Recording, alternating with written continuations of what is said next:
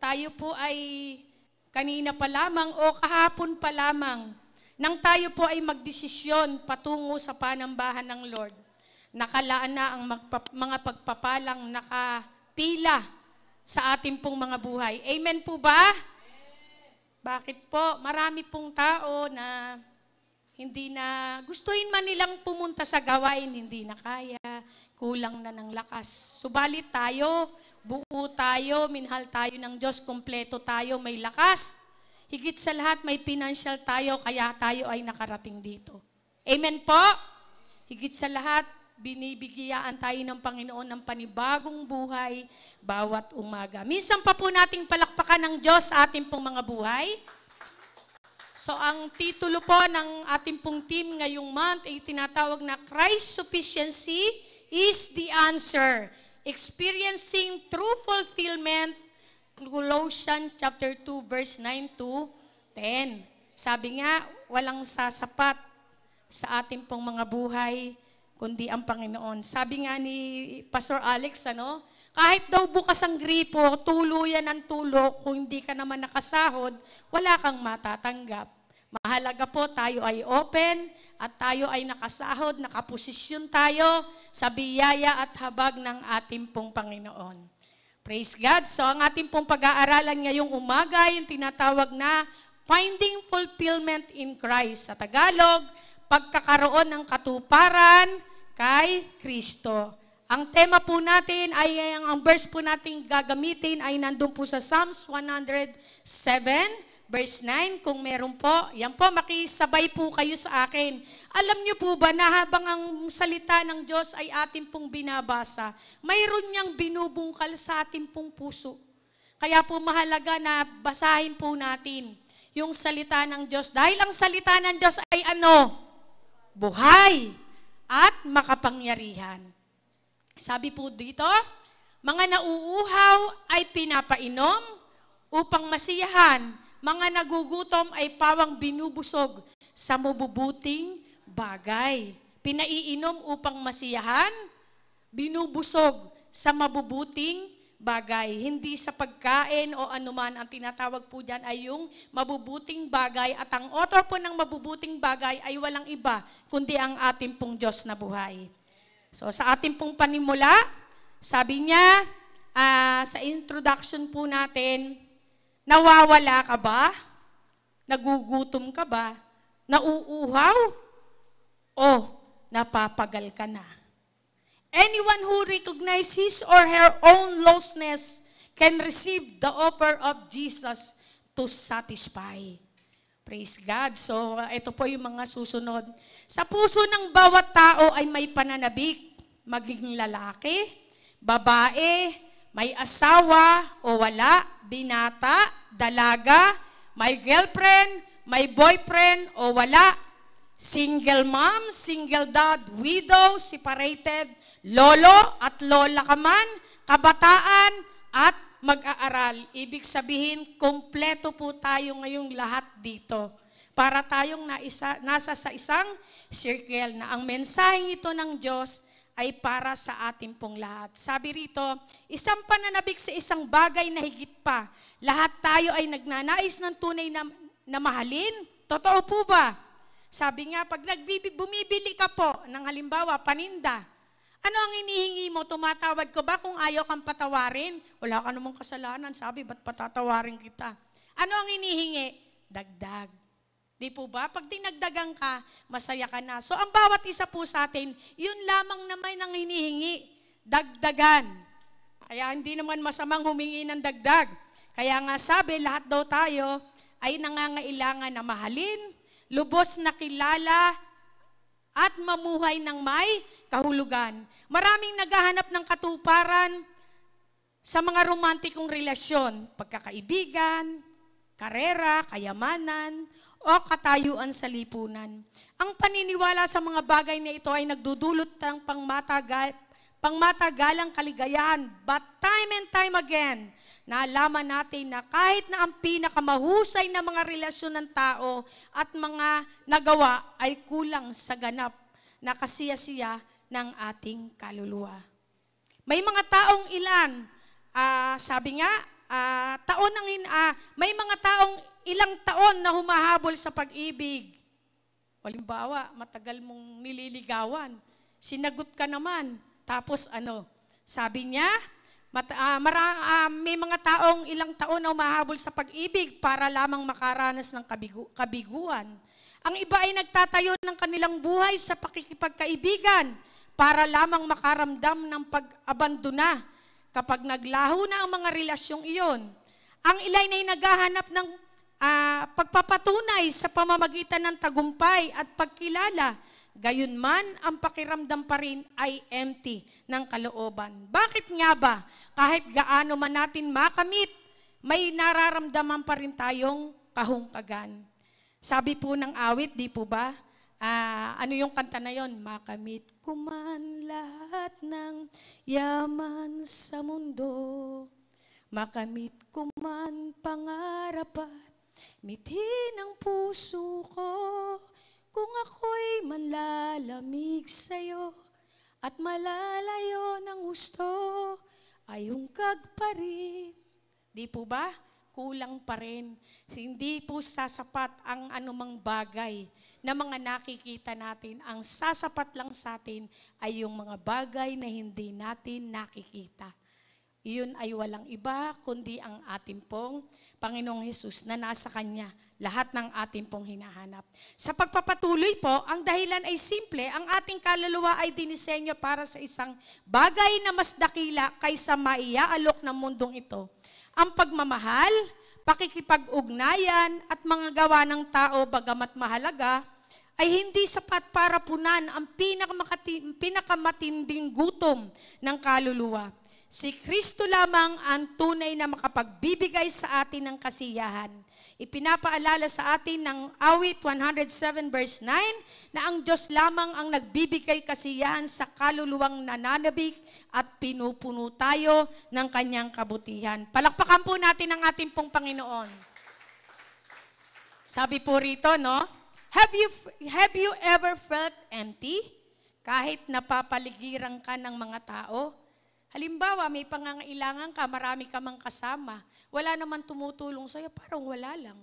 Pakiramdam mo, nag-iisa ka pa rin. Di po ba? Merong pagkakataon, have you ever achieved a goal, ngunit natanto mo lamang na hindi ito nagdudulot ng walang hanggang kagalakang inaasahan mo? Paano kung ang katuparan na hinanap mo ay hindi matatagpuan sa mga tao, sa tagumpay o sa material na bagay, kundi kay Kristo lamang? Sa pag-aaral natin ng mensaheng ito ngayon, tuklasin natin kung papaano lamang natutupad ni Kristo ang ating pangangailangan sa pagmamahal, pakikisama at layunin, at kung bakit ang tunay na katuparan ay matatagpuan sa Kanya lamang. Are you excited na malaman? Sabi po rito, number 1, Christ fulfill my needs for love. Very personal po ito, Ibig sabihin, ikaw at ako, tinutupad ni Kristo ang aking pangangailangan sa pag-ibig o tinutupad ni Kristo ang iyong pangangailangan sa pag-ibig. Di po ba tapos na yung tinatawag na month love, yung tinatawag na February? Hindi naman nauubos ang pag-ibig ng Diyos at hindi rin nagbabago. Lalong hindi naman kumukupas at hindi lalong naluluma. Ang pag-ibig ng Diyos sa atin bawat umaga ay laging bago. Kaya nga sa pag-aaral po natin sa Roma chapter 5 verse 8, kung meron po tayo diyan, basahin po natin. Ngunit pinadama ng Diyos ang Kanyang pag-ibig sa atin nang mamatay si Kristo para sa atin noong tayo'y makasalanan pa. Paglimilimian po nating mabuti yan. Sabi rito, inibig na tayo ng Panginoon, makasalanan pa tayo. Hindi natin kailangan gawing matuwid ang ating sarili bago nagpasya ang Diyos na ipadala si Kristo upang matamasa ang ating kaligtasan. Maraming taong naghahanap ng pagmamahal sa pakikipag-ugnayan sa tao. Inaasahan na magdudulot ito ng lubos na katuparan.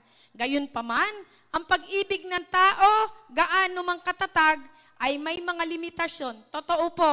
Lahat tayo ay kulang. Maaaring itong maging kondisyonal, hindi naaayon, o kahit nawala. Tanging ang pag-ibig ni Kristo ang perpekto, hindi magbabago nagbabago at lubos na kasiya-siya. Palakpakan po natin ang Panginoon. Ito po yung maganda. Sabi niya, sa tuwing ikaw ay nagtatanong kung mahal ka nga ba ng Diyos, at di ka sure, di ka sigurado sa pagmamahal ng Diyos para sa iyo, ito po ang anunsyo ng Panginoon. Gusto ng Lord, lagi nating tandaan, minahal ka na niya, ikaw at ako, bago pa tayo magbalik loob sa Kanya. Biruin mo, di naman tayo inantay ng Lord tumino. Bago tayo makakilala, tinanggap tayo ng Panginoon kahit tayo gaano kadumi. Ilan yung galing sa atin na pusakal, na sabihin na nating kakaiba yung pag-uugali, o yung sobrang sama. Ilan sa atin, halos lahat tayo. Walang maitatangi, maaring ubod ng sinungaling, adik sa anumang bagay. Marami tayong talagang hindi tayo papasa sa Panginoon, kundi dahil lamang sa Kanyang biyaya. Kaya nga po ang gusto ng Panginoon, lagi mong tatandaan na ikaw at ako ay minahal na niya bago pa tayo magbalik loob sa Kanya. Kung minahal ka tayo ng Diyos, noong tayo ay pasaway, rebelde, tinitiyak at sinisigurado ng Panginoon, ngayon na mapapalakas ka niya ng sobra, ngayong mahal mo na rin siya. Bakit? Kinilala mo na siya bilang Panginoon at sariling tagapagligtas, di po ba? Kung noon hindi mo siya kung noon minahal ka niyan, hindi mo man siya mahal eh. Pero ngayon, mahal mo na rin siya. Lalong natutuwa ang Panginoon, siguradong mapapalakas niya ang pagmamahal mo sa Kanya. Palakpakan po natin ang ating pong Panginoon. Kaya nga, di po ba, nakakatuwa po sa ating pong mga buhay. Noong pasaway ka, ako at ikaw, ang Panginoon, pinupuno niya tayo ng pagmamahal. Mas lalo ngayong mahal mo na rin siya. Kinikilala mo na siya bilang Panginoon at tagapagligtas ng iyong buhay.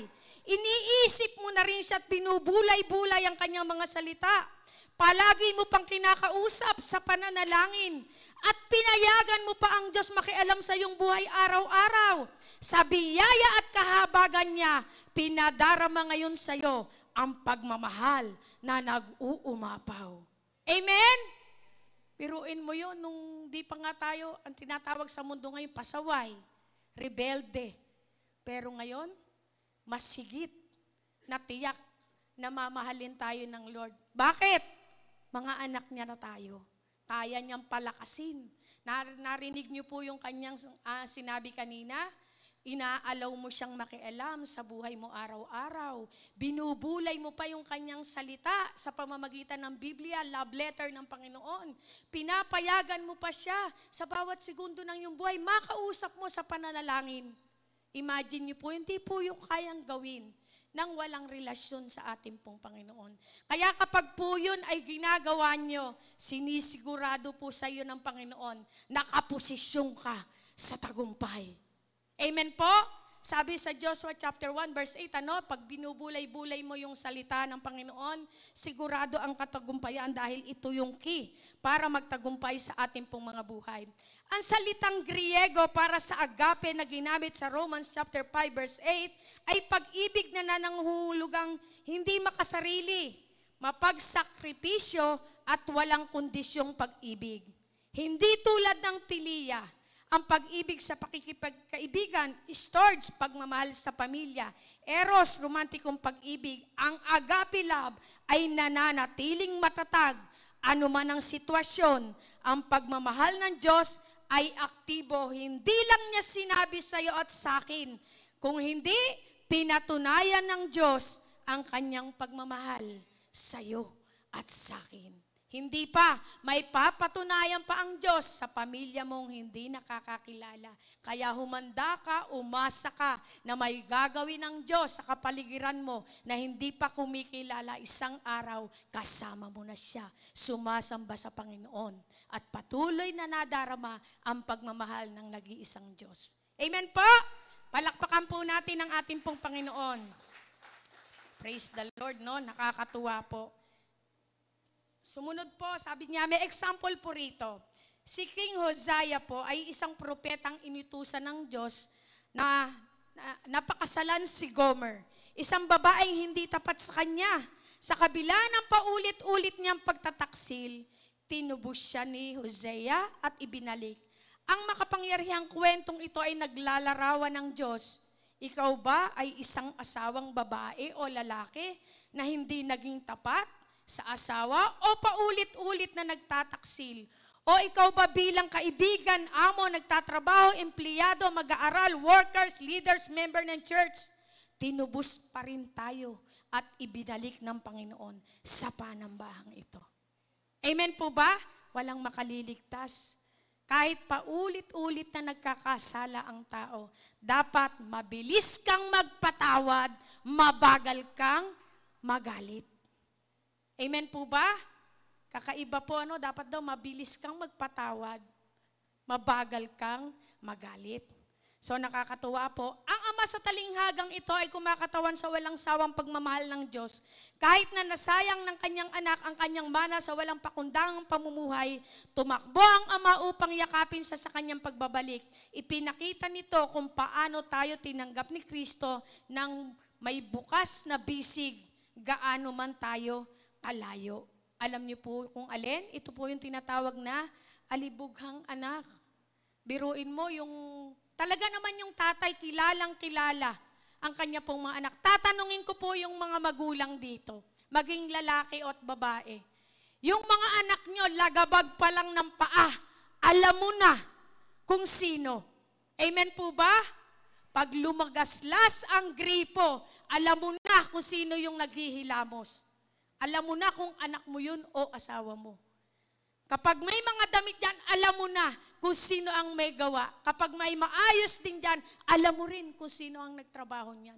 Ganon ang Ama. Buhok pa lang at tuktukan ng kanyang anak, kilala ng Ama na iyon ay ang kanyang kaisa-isang anak.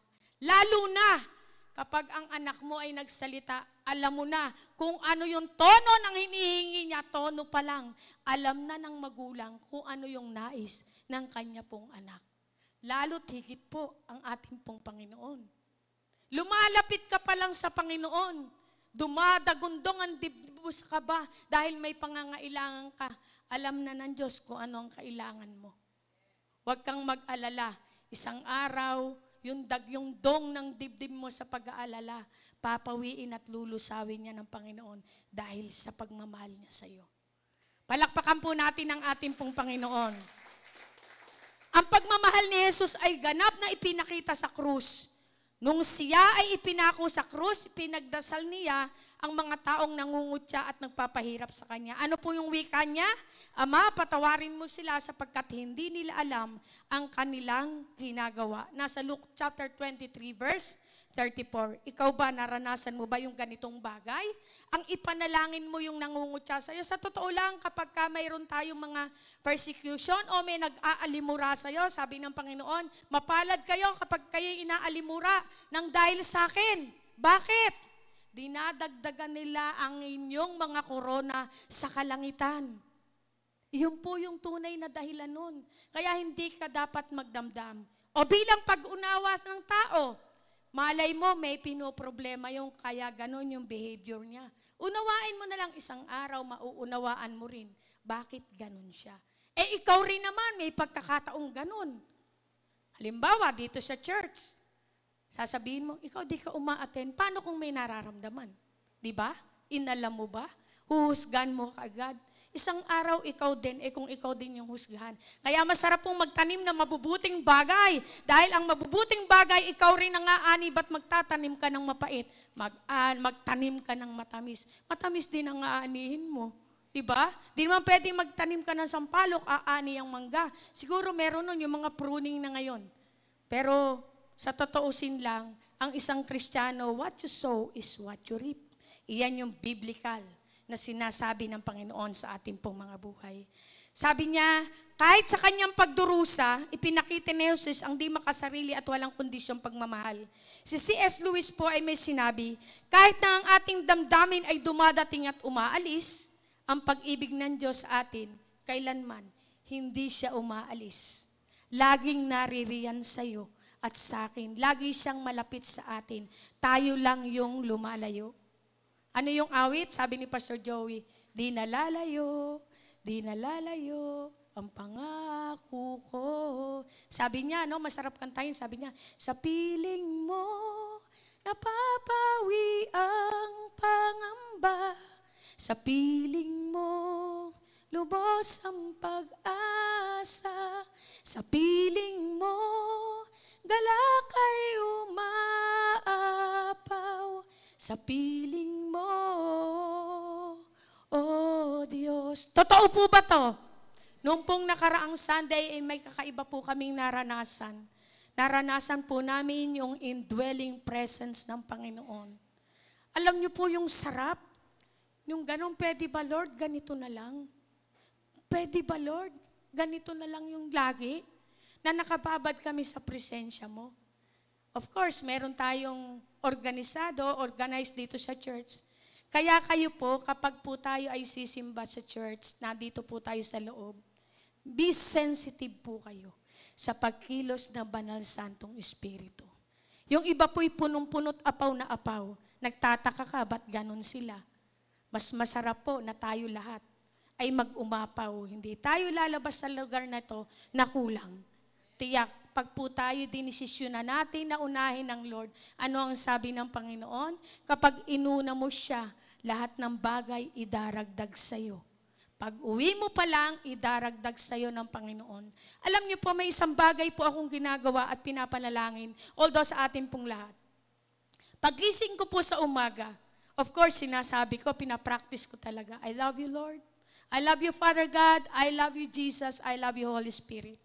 At lahat ng cellphone na yan, lahat ng pumapasok dyan, ipinagpe-pray ko po. Lord, lahat ng papasok dito sa mga social media, maging positibo to. Negative man ang pumasok na message dyan, gawin mong positibo dahil iyon ang ipinanalangin mo. Halimbawa, mayroong di magandang balita, mabuti, ang positive doon, mabuti, nakarating sa'yo, pinaalam sa'yo ng Lord. Bakit? Para ipanalangin mo. Sabi nga, may isa raw tao, no? Lagi siyang nakakakita ng mabuti, isang pastor. Pumunta raw siya sa libing, ay doon sa nakaburol na patay. Sabi niya, ano ba yan? Parang gano'n, lahat may pintas. Yun daw, pastor, lumapit. Sabi niya, ano naman ang maganda sa namatay? Nando na. Sabi niya, tingnan mo, yung ngipin niya ang puti. O imagine mo, hahanapin mo yung magagandang bagay, hindi yung pangit ang hinahanap mo. Maganda po sa ating pong mga buhay ay patuloy nating matutunan yung mga positibong bagay. Kaya nga ang sabi dito, reflection. Naghahanap ka ba ng pag-ibig sa maling lugar? Maling lugar, for example, nag-aaral ka pa. Boyfriend, girlfriend ka. Paano yan? Kung madisgrasya, mayroon ka bang ibubuhay dyan? Di naman pwede sa tindahan. Pengi po kaming bigas. Nagmamahalan po kami. Maibibili mo ba ng pagkain? Yung pagmamahal? Hindi pwede yun. Dalaga ka, mag-aral ka muna. Kung nag-aaral ka, magtapos ka ng pag-aaral. Magtrabaho ka. Lingunin mo yung mga magulang mo nagpaaral sa'yo. O di mo man lang maalala. Mas maganda po na sa buhay po ng mga binata at dalaga, may timetable ang Panginoon sa inyo pong mga buhay. Huwag kayong mag-apura. Nandyan lang yan. Sabi nga, sa amin po sa Bulacan, pagka raw nag-asawa ka, hindi raw yan parang kaning isusubo mo at iluluwa mo. O doon nangyayari, pag napasukan, iluluwa mo sa plato. Siyempre mainit. Hindi ganun ang pag-aasawa. Kaya yung mga dalaga at binata po, sabi nga, single mom, huwag kang magmadali. Kung ikaw man ay hiwalay, anong gagawin mo? Makipaghiwalay ka sa asawa mo para mag-asawa sa iba? No! Hindi pwede dahil hindi yun ang kalooban ng Panginoon. Sabi nga ni Tatang nung nag-asawa ko, sabi niya, nag-asawa ka, pangatawanan mo yan. Ay, hindi ako makapagsumbong, papagalitan ako. Ginusto mo yan di magtiis ka. So, ganon, hindi naman pagtitiis ang pag-aasawa. Dahil iyan po ay inilaan ng Lord sa buhay ng bawat isa. Nag-asawa ka, maghahanap ka pa ng iba. Iyan na yan Kung iyan nga, di mo papagtsagaan, iba pa kaya? Imagine mo yan? O, limbawa, kaya sa mga babae at lalaki na wala pang asawa, antayin niyo po yung kalooban ng Panginoon. Una, manalangin ka, lalo kung di ka pa naman, kung ikaw hindi ka pa tapos, abay, wag ka munang manalangin ng pag-aasawa, mag-aral ka muna. Tapusin mo muna ang iyong pag-aaral. Kung stable ka na, edi manghingi ka ngayon sa Panginoon ng iyong makakasama sa buhay. Huwag nag-aapura. Di po ba? Paano? May nakita nga ako, parang 13 years old. May anak na, kumakain dyan sa inasal. Di syempre, batang-bata pa. Di niya malaman kung paano hahawakan, patatahanin yung anak niya. Sa halip na nag-i-enjoy siya, maibabalik mo pa ba yung anak mo? Pero although nagkaganon, may i-enjoy mo rin yan pagdating ng panahon. Maisusoli mo pa ba yan? Hindi, enjoyin mo na lang, tanggapin mo, at huwag ka na muling bumalik sa ganung sitwasyon. Matuto ka na. Sa ating pong mga buhay, maraming pagmamahal na inaalay sa atin po ang ating pong Panginoon. Kaya nga sabi, lubos mo na bang tinanggap ang pag-ibig ni Kristo sa iyo? Kapag lubos mo nang tinanggap ang pag-ibig ng Diyos, wala nang patumpik-tumpik pa, sigurado ka na. Andyan ang pagmamahal na Diyos, kaya kang kumpletohin ng Panginoon. Sabi nga, yun nga raw, yung salita ng Lord, bagay sa iyo, bagay sa akin, fit sa lahat. Kapag ikaw ay nakikinig ng salita ng Lord, may sinasabi ko, kayang gumawa ng Lord ng lengguwahe. Ayon sa inyong pandinig, ayon sa inyong pangangailangan, sa buhay ng bawat isa, kung 50 man tayo dito, kayang mangusap ng Lord ng 50 tinig na lapat sa iyo at lapat sa buhay ng bawat isa. Amen po ba?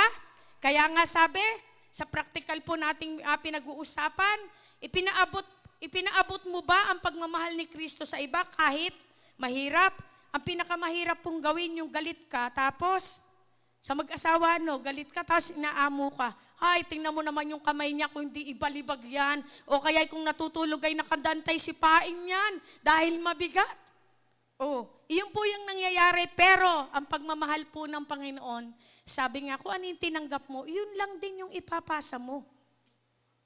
Kung ikaw ay tumanggap ng siksik-liglig maapon na pagmamahal ng Lord, gayon din yung ipapasa mo sa iba. May purpose po yun, bakit po nangyayari yung mga bagay na yon. Kaya nga sabi, pag sinabi pong kahit mahirap, ano yung pinakamahirap ibigin? Yung kaaway. Biruin mo. Ako po naranasan ko yun sa aming dating lesor. Biruin mo, dinimanda ka, tapos saan ka kinaladkad. Nung panahon na kami magpapaalam, sabi ng Lord sa akin, now tell her, I love you Lord, pwede. Sa prayer, pero personal hindi. Tinimanda ako nito, tapos sabihin kong I love you. Tell her, now. Hindi na ako nakatanggi. Sabi ko doon sa telepono, I love you po. Natulala siya. Ang sagot niya sa akin, pasensya ka na, noong mga panahon na yon, struggle ako, marami akong may anxiety ako, ganyan-ganyan. Sorry, sabi niya, biruin mo. Hindi yung kayang gawin ng isang tao kung wala yung pagsaba ng Banal Santong Espiritu. Kaaway mo, sabihan mong I love you, bahala ka sa buhay mo. Pero hindi po. Kapag ikaw ay inutusan ng Lord, lalo na't may salitang, now na, sundin mo na. Dahil iyon yung tinig ng Panginoon. Kaya napakapalad po natin. Pag nagkukorek ang Panginoon, pinaririnig niya sa'yo yung kanyang tinig, upang makuha mo yung kanyang instruction kung anong gagawin mo. Nagkamali ba ang Lord nang sinabi niya sa akin, tell her sa kaaway mo na I love you? Hindi nagkamali ang Panginoon. Bakit?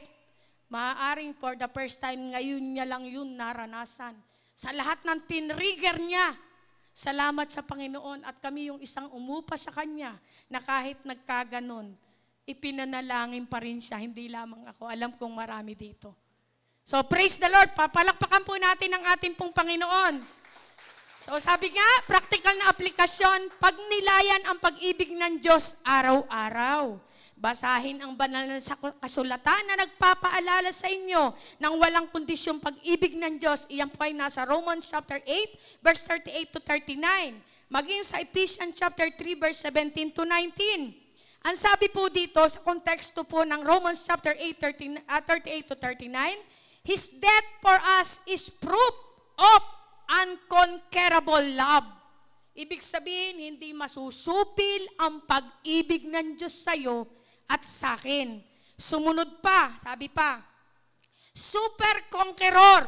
Sabi pa nung isa, no, doon sa Word of God, more than conqueror. Ngayon, sinabi rito sa Romans chapter 8, verse 38 to 39, super conqueror ang kanyang pag-ibig, ang magpoprotekta sa iyo at sa akin mula sa anumang puwersa ng kadiliman.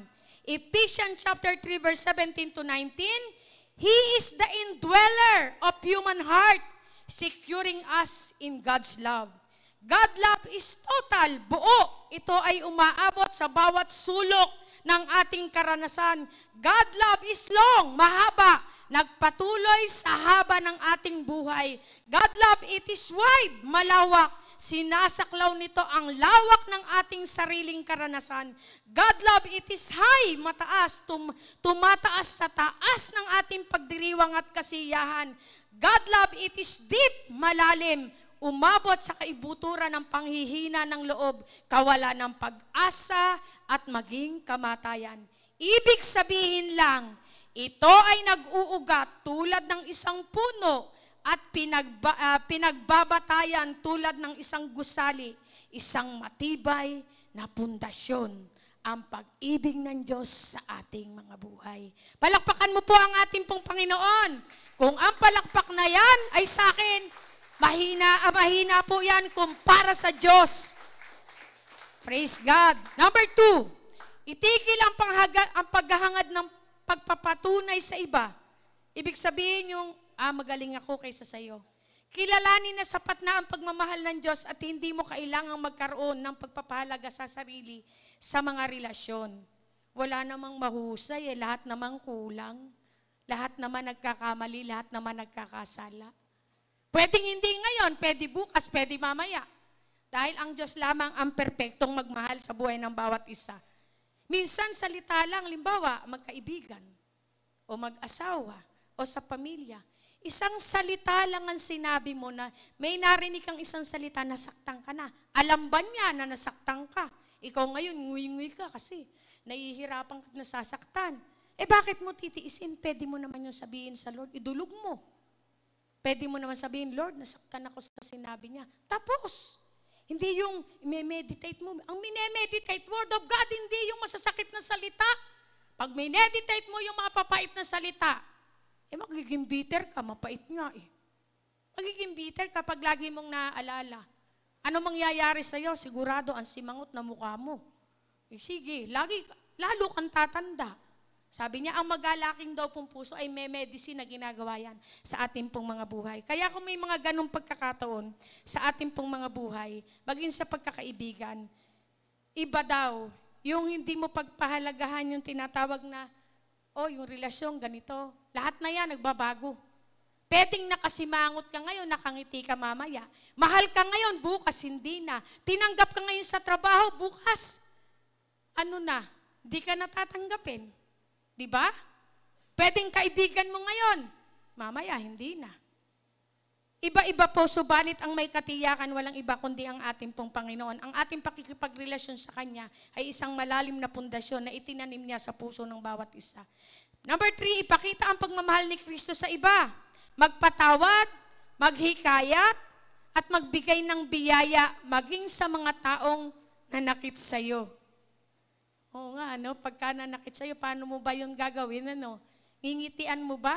Di naman, siyempre din naman pwedeng makipagplastikan. Dapat pag ngumiti ka, yung totoo, dahil alam ng Lord yun. Maganda pag nakaharap sa'yo, pero pag nakatalikod ka, iba yung sinasabi, masarap pong mamuhay ng totoo. Kahit nakatalikod ka, ganyan ka pa rin, nakaharap ka, ganyan ka pa rin. Ibig sabihin, transparent ka sa Panginoon. Malaya yung puso mo. Wala kang kinikimkim na sama ng loob. Malaya ka na makipag-ugnayan sa ating pong Panginoon. Kaya nga po nakakatuwa. Number 4, sabi niya, magtiwala sa pagmamahal ng Diyos sa mahirap na panahon. Kahit na nabigo ang mga relasyon, ang pagmamahal ni Kristo ay hindi kailanman mawawala sa iyo at sa akin. Bakit po? Mayroon pong sinabi ang Lord sa Isaiah 54, verse 8 and 10, isulat nyo na lamang po para po mayroon kayong babalikan mamaya, nare-reviewin sa ating pong mga bahay. Number 2, Christ fulfills my need for companionship. tinutupad ni Kristo ang aking pangangailangan sa pakikipag-ugnayan. Sa Hebrews chapter 13 verse 5, sapagkat siya mismo ang nagsabi, hindi kita iiwan, ni pababayaan man. Ang kalungkutan ay isa sa pinakamalalim na pakikibaka na kinakaharap ng mga tao. Totoo po ba? Marami ang bumabaling sa mga relasyon, katayuan sa lipunan, o kahit na teknolohiya upang maiwasan ang kalungkutan. Libang-libang ba? Libang, naglilibang lang daw. Sabi nga ni Brother Eddie, 7 beses mo gawin, hindi na yun libangan. Ang maganda raw gawin 7 beses mong ulit-ulitin, ang pananalangin, ang pagsasaliksik ng salita ng Lord, ito ay magiging lifestyle mo na. Yun yung masarap na hobby. Kung may kinaaadikan man tayo, walang ibang pinakamasarap kaadikan kundi ang salita ng Lord. Ay, ang sarap-sarap basahin ang salita ng Lord. Sino mo kapag sasabi kapag nagbasa kayo, nanghihina ka? Buti pa, kung kailan ka magbabasa, inaantok ka. Si Satanas may gawa nun. Hindi ang Diyos. Kung kailan ka magbabasa, yung mata mong ganyan, para mabigat. Kung kailan ka mananalangin, saka ka inaantok. Sabi nga ni Pastor Alex, kapag nanonood ng social media, nagpe-Facebook ka, nanonood ka ng Netflix, dilat na dilat ang iyong mata. Excited ka pa pag maglalaro ka na. Pero pag sasaliksik ng salita ng Lord, inaantok ka na. Nanalangin ka, hindi lang inaantok, nakatulog ka na. So sabi nga, ang masarap daw pagbalik-balikan, walang iba kundi ang sinasabing salita ng Lord na ito ay nakakapagpuno sa ating pong pagkauhaw, sa ating pong Panginoon. Kaya nga gayon pa man, kahit na sa pinakamahusay na mga relasyon, may mga oras ng paghihiwalay, pagkabigo, at mga inaasa na hindi natutugunan. Totoo naman po. Ang pangako ng Diyos sa Hebrews chapter 13 verse 5 ay isang makapangyarihang katiyakan na ang presensya ng Diyos ay palagi. Kahit paano tayo mabigo ng iba, si Jesus ang kasama na hindi tayo kailanman pababayaan. Palakpakan po natin ang ating pong Panginoon. Sabi nga, iwanan ka man ng iba. Ano yung sabi doon sa Psalms? Iwanan ka man ng iyong magulang, may Panginoon ka pang aasahan. Ang pinakahuli po kasing tatanggi at iiwan sa isang anak o sa isang minamahal ay walang iba kundi magulang.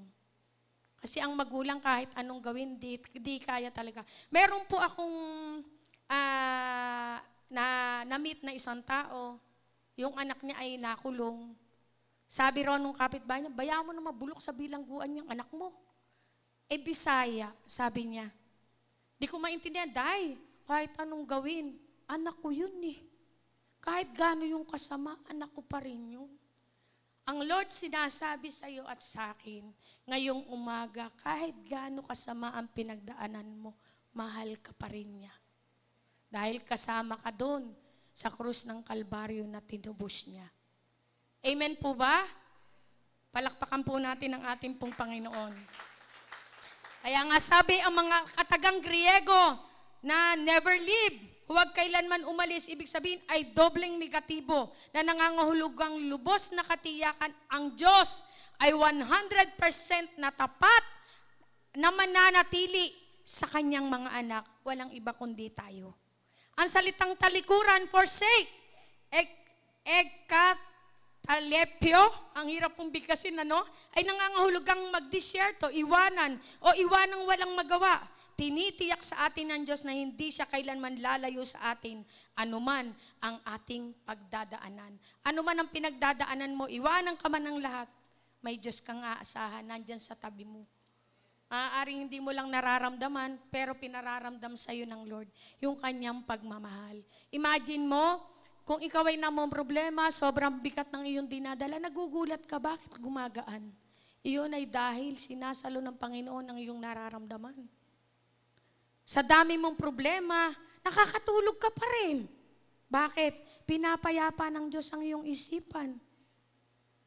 Di nga niya tayo ginugutom, lalaki ba tayo nang ginugutom tayo ng Lord? Di naman eh. Yung iba raw, 2 beses na lang kumakain, siguro nagda-diet yun. Yung iba 6 na beses kumakain. May merienda sa umaga, may merienda sa hapon, may merienda sa hating gabi, may merienda sa madaling araw. Pag-ising mo, kakain ka na ng almusal. Sobra-sobra. Kaya ang Panginoon po ay napakabuti. Jesus brought a radically different message. God's presence is based on His faithfulness, not our performance.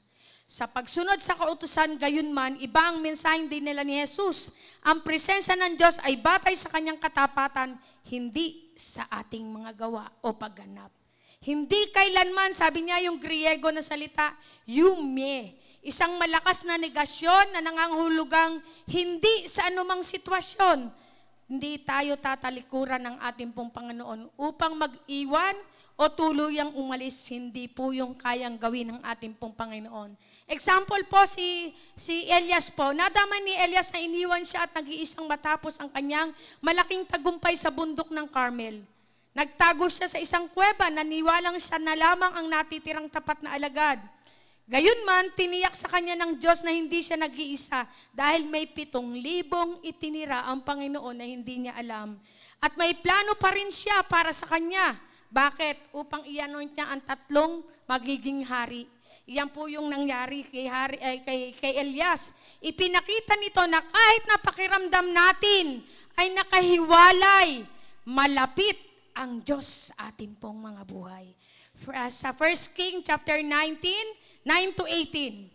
Sabi nga, dapat tayong lumapit sa Diyos ng may paggalang sa kung ano at sino siya at kung ano ang magagawa niya. Ito po ay nasa verse 15 and 19 sa 1 King pa rin po. Sa ating pong mga buhay, minsan po may mga kanya-kanya tayong testimony. Kami po nung nagsisimula ng Talyar 2001, gaano lang naman po ba yung mga perang ganon? Kapag ikaw ay nagsimula ng negosyo, nagsimula ka lahat ng dokumento, natapos na lahat. Meron pa naman kaming 1 kilong bigas, isang pirasong bangos.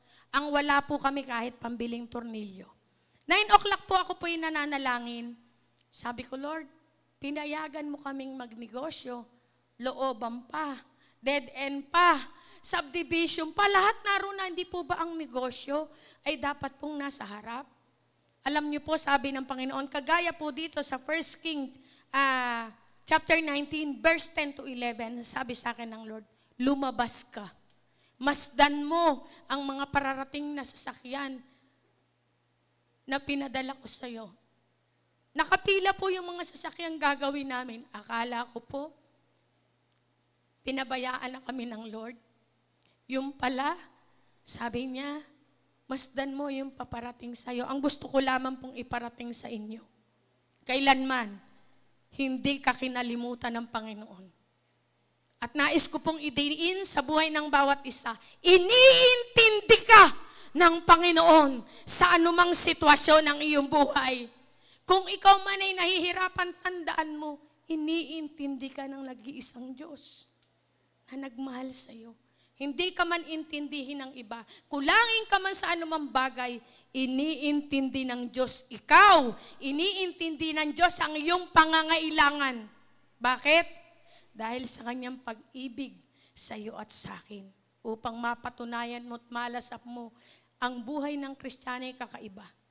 Ako po ay nagkaroon ng isang prayer dati, no?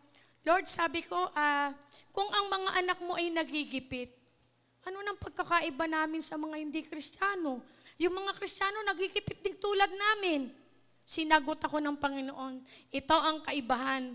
Kayo na nag-i-struggle, hindi yan parusa, iyan ay preparasyon to come. Sabi niya, yung paparating na pagpapala sa'yo para ma-handle mong maayos. Ang dinadanas mong struggle ngayon sa pananalapi, tandaan mo kapatid, hindi yan punishment. Preparation yan ng Panginoon sa iyong buhay. Bakit? Yung kanyang pagpapala, coming soon. Pag sinabing coming soon, malapit na. Palakpakan po natin ang ating pong Panginoon.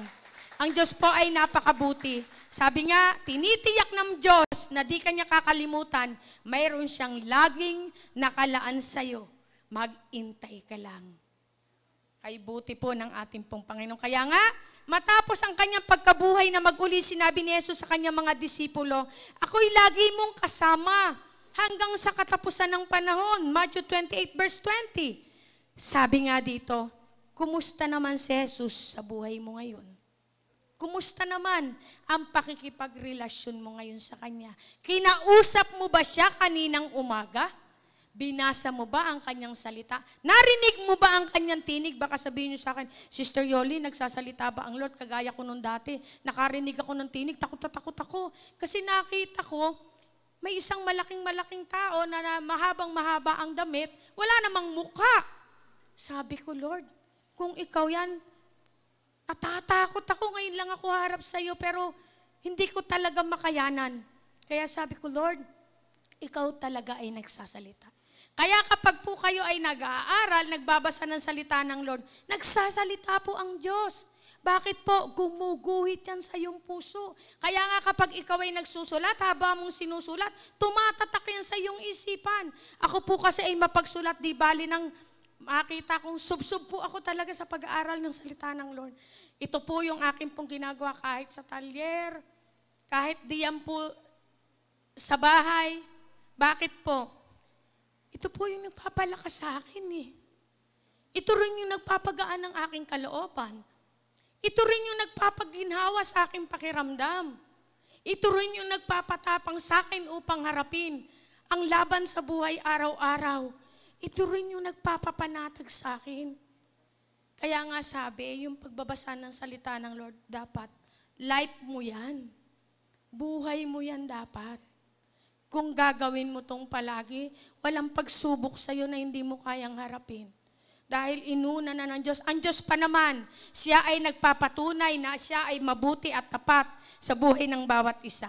Kaya po sa ating pong mga buhay, ang Diyos po ay patuloy na nakikipag-ugnayan sa pamamagitan ng Kanyang Banal Santong Espiritu upang tayo ay samahan. Kaya nga personal sa atin pong nagpapatatag, nagpapaginhawa sa araw-araw sa ating pong mga buhay. Kaya napakainam po na tayo ay umasa sa Banal Santong Espiritu. Tandaan na sinugo ni Jesus ang Banal Santong Espiritu upang maging palagi natin siyang kasama. John 14 verse 16 to 17. Kaya nga, magkaroon rin tayo ng pakikisama sa ating pong kapwa mananampalataya. Sa Hebrews chapter 10 verse 25, ito po ay maganda. Sabi nga nung awit, kay saya ng sama-sama sa ating pong Panginoon na tayo ay sumasamba. So sumunod po, number 3, mabilis na lamang po. Christ fulfill my needs for purpose. Tinutupad ni Kristo ang ating pangangailangan sa layunin. Sa Jeremiah 29 verse 11, paborito ng lahat. Sapagkat nalalaman ko ang plano ko para sa inyo, ipinahayag ng Panginoon ang plano upang uunlad kayo at hindi upang makapinsala sa inyo mga plano upang bigyan kayo ng kinabukasan. Kaya po tinitiyak ng Diyos na hindi niya tayo kinakalimutan. Lagi mong paniwalaan na ang Diyos ang pinakamahusay tungkol sa atin. Nakikita niya tayong matuwid kay Kristo at iniisip niya tayo ng walang kondisyon, walang limitasyon, at nagmamahal ng totoo. Kung papaano tayo iniisip ng Diyos, kadalasang humahantong sa isang kapansin-pansing kakaibang resulta. Get this, church. Psalms chapter 8 verse 4 to 8 and Jeremiah 31 verse 3. Basahin nyo na lang po. Gusto ko lamang pong sabihin sa inyo, sa ating pong buhay, ang bawat isa po sa atin, iniintindi tayo ng Panginoon. Tandaan niyo po yan lagi. Kung wala mang nag-iintindi sa'yo, lagi mong isipin, may nag-iisang nag-iintindi sa'yo. Walang iba, kundi ang Diyos sa buhay mo at sa buhay ko. Sa panghuli po, sabi po rito, marami pa pong pagkakataon. No? May isa po ritong testimony. Kilala niyo po si Nick Buhichik, yung pinanganak na walang baraso, walang paa. Yung nakikita niyo po ngayon, siya po ay galing sa depression. Nakakatuwa po. Imagine niyo po yung paggamit sa kanya ng Panginoon. Ngayon, nagsasalita siya sa buong mundo bilang magbigay ng encouragement. Siya ay walang paa, walang kamay, pero ikaw kumpleto ka, nakakasamba ka sa Panginoon, nakakapunta ka rito. Siya, sigurado yun, hindi pwedeng pumunta ng church nang walang kasama. Tiyak yun ay may alalay, subalit ikaw, mapalad ka.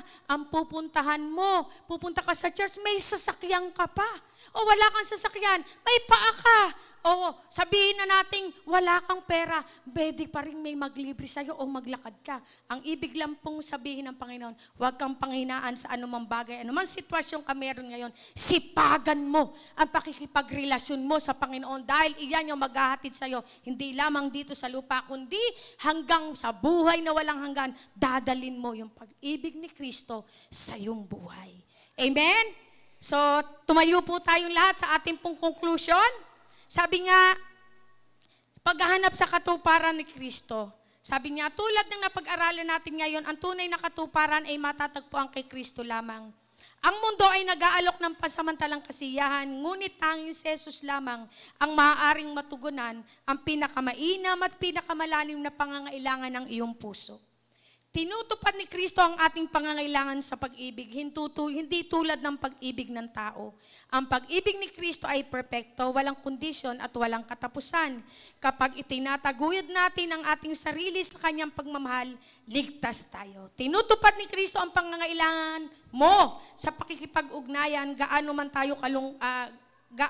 tayo kalungkot, si Jesus ay laging kasama natin. Ang kanyang presensya ay palagi kahit na binibigo tayo ng iba.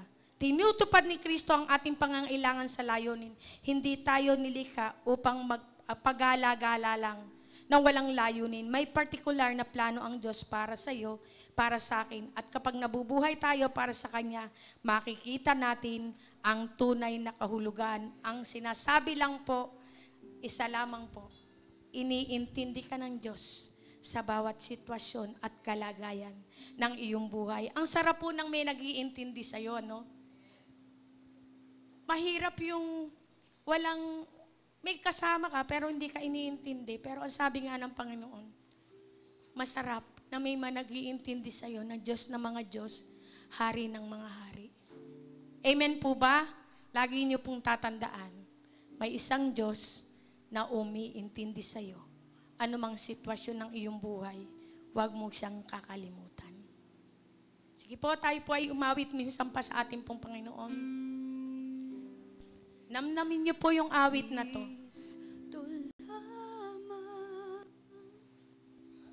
Ang katugunan. Kaya mo ba itong awitin sa iyong Diyos na nagpala sa iyo, nagbigay sa iyo ng karunungan, nagbigay sa iyo ng lakas to produce wealth?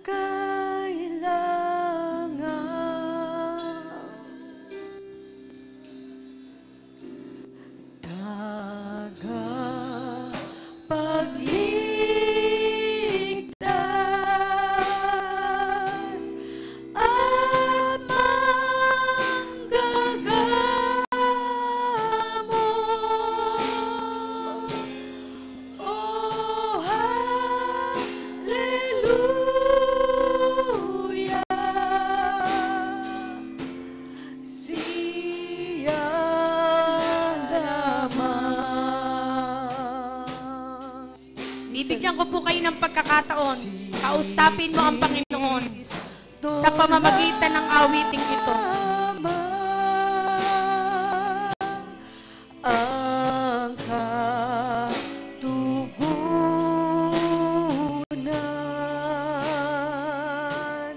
si Kristo lamang ang kailangan.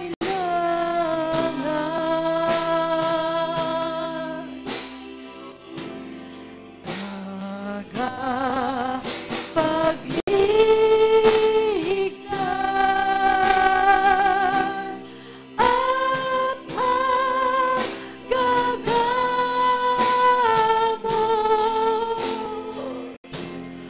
Oh, hallelujah!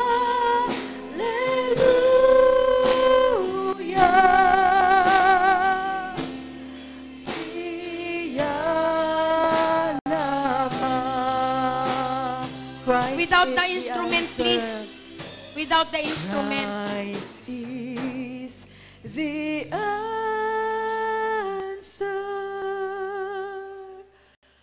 to all my longing.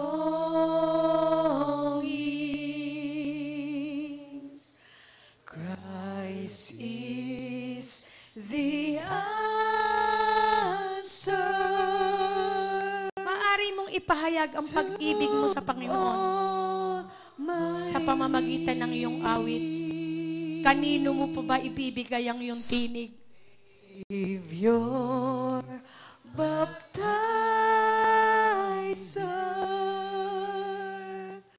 the great physician.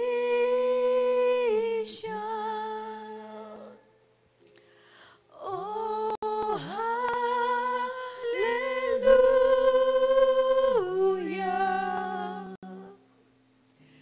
He's all I need. O Diyos, kay buti mo sa buhay ng bawat isa. Lantad sa iyong harapan ngayong umaga ang puso ng iyong mga anak. Ikaw ay Diyos na hindi nagkukulang, hindi nagpapabaya. Ikaw na nakakaramdam ng kabigatan,